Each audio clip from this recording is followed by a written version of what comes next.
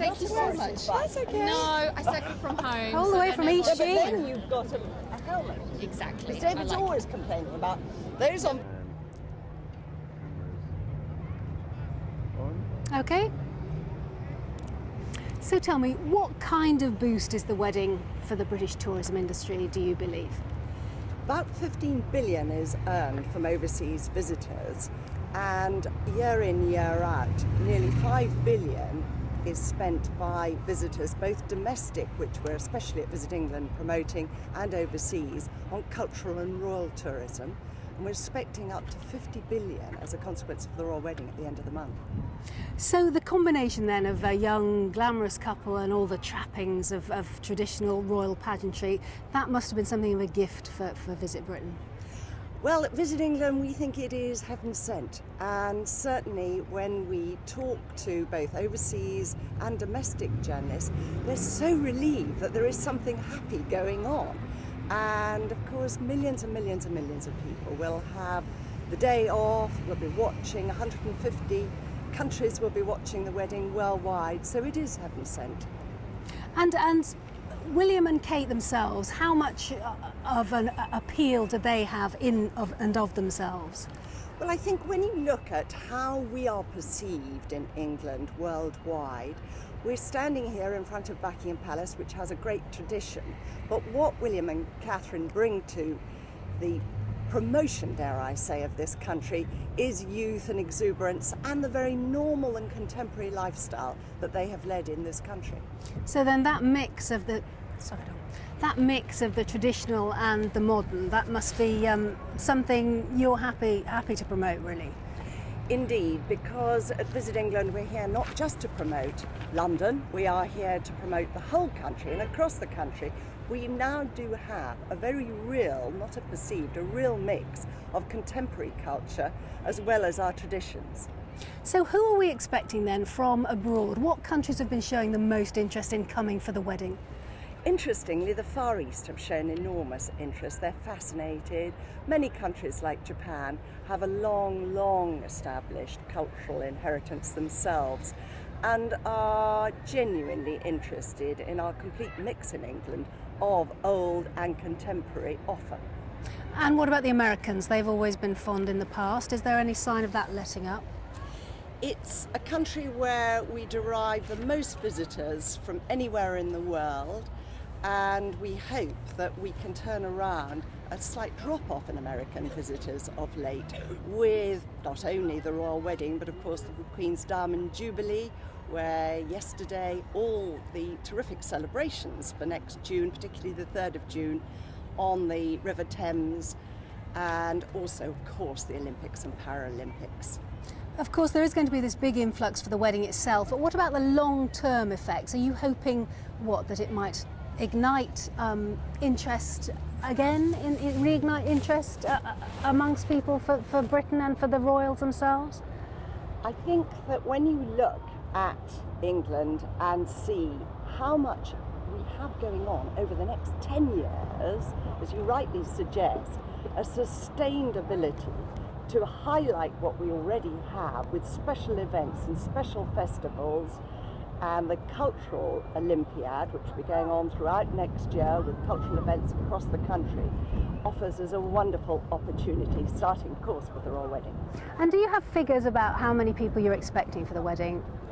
Well, we imagine that if we have visitors of up to 15 million coming into the capital, the spend per head on a daily basis, just of day visitors, can be £65 per person on average. So it could be 50 billion more. It's very difficult to make a financial judgment, but I think most of all what we're interested in is the long-term interest in all aspects of life in England and what we have to offer to both domestic and overseas visitors. Interestingly, 15% of people are thinking of travelling here to London for the wedding more than normal, and 6% going abroad. So clearly the interest is in coming here rather than getting away. There will be a lot of people though who will think, oh, it's going to be horribly crowded. sorry, there will be a lot of people who think they're going to be... I need to check something. Sorry. Sure. Okay. How many people are you expecting to come then for the wedding itself? Well, on top of the normal 16 million overseas visitors in a year to this country, 30 years ago an additional 600,000 came for the Prince of Wales's wedding. But the world is a very, very different place, and 150 different countries are going to be showing the wedding on television, and we expect many, many times the 600,000 coming to London because of the wedding. And then we hope, of course, staying on to visit other parts of England. Just wait for the rolling suitcase and then I'll be back again. Okay, Justin? Yeah.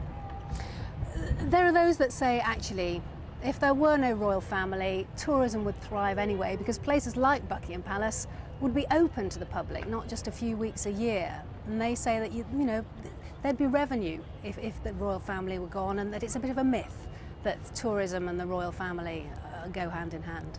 I can dismiss that myth because for 20 years I opened my own home, Hagley Hall, to the public, and there is absolutely no doubt that people buy people, and it is the royal family's presence in these buildings that adds so much to the interest and mystique of seeing a magnificent building, whether it's Buckingham Palace or many other former royal residences like the Tower of London, Hampton Court, Osborne House, which will be showing the wedding on a huge screen, Isle of Wight.